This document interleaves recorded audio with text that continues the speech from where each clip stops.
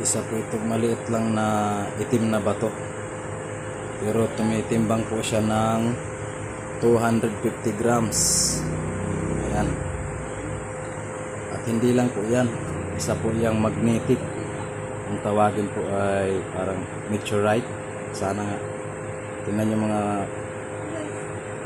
bossing. Oh. Dumidikit siya sa magnet. Nahukay ko po yan. Kumikinang po siya pag nailawan. Ito po yan. Isang bato na itim.